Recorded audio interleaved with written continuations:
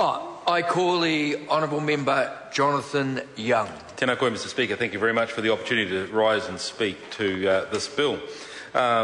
Members on the other side of the House would be pleased to note that in National's 2011 Conservation Manifesto that we committed to introducing a new Marine Reserves Bill expected next year by the Minister. That's right. To improve the process for creating marine reserves and allowing them outside the 12 nautical mile territorial sea into the EEZ. So that must be good news to members of the opposition, and it's very important for us to realise that. Mr Speaker, this is an excellent bill progressing the establishment of these marine reserves. I just want to pay tribute right now to the conservation work that our New Zealand Navy are doing right now. Sailing down to the southern seas is the HMNZS Otago, going down to the Ross Sea to patrol on behalf of CAMLA and New Zealand Government to ensure that that there is suitable obviously patrol there and compliance by nations in that place. Even right now, down the west coast of the North Island, the inshore patrol vessel, the Rotaiti, is on dolphin patrol, looking for Maui dolphins. And in fact, I know that in the last report that I've heard, there have been 8,000 observer hours on vessels off the Taranaki coast, and unfortunately at this point in time there hasn't been a Maui dolphin sighted. But there is certainly activity. It's probably too cold. There's certainly a lot of activity on the west coast of the North Island to look at those situations. Of course, there are some biological concerns and regarding matters of infection in that population, and we'd like to see some progress on that. Mr Speaker, I'm very happy to commend this bill to the House. Thank you. Speaker. I call the Honourable Member Andrew Williams. Thank you, Mr Speaker. I take a call on behalf of New Zealand First on the Subantarctic Islands Marine Reserves Bill, and we also, of course, will be supporting this bill and very proud to be part of it.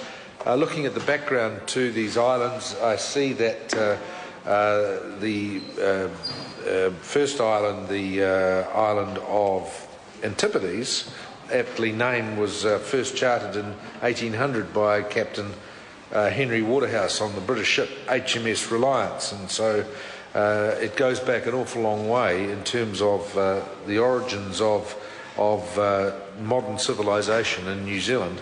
That these islands were first discovered in about 1800, and the three different groups of islands, both the Antipodes Islands, the Bounty Islands, and Campbell Island, are actually quite a distance apart, with the Bounty Islands being the most northernmost, the Antipodes right out on the dateline. Probably about the first place in the world that ever sees the rising sun, I would think, because it's right on the dateline. And then Campbell Island further down, getting down towards Auckland Island. And so it covers a vast area of ocean, a vast area of our economic zone, but a most important area because it is such a huge area for marine life and for the sea and what comes from the sea and the impacts that that has on New Zealand, the New Zealand landmass as a result.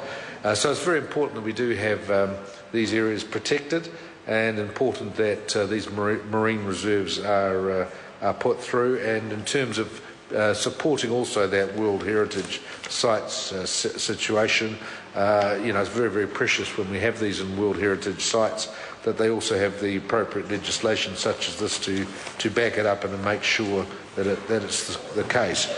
They're a long way away. 860 kilometres southeast of Stewart Island is the Antipodes Island, and when you think about that distance, it is very, very significant, and it shows you the outreach that New Zealand does have.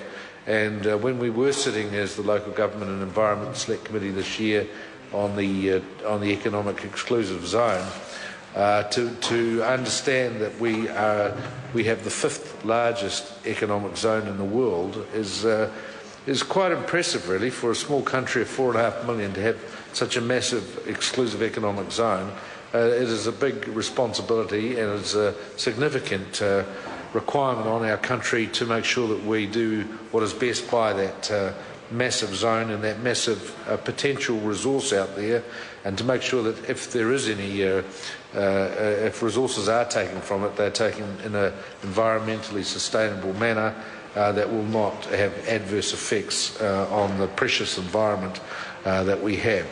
So, Mr. Speaker, we're very pleased. Like all marine reserves around New Zealand, the more the merrier. Those of us who are familiar with some of the more inner-shore marine areas, such as Goat Island, always marvel at the outcomes and the improvement in the fish and the sea life that are there as a result.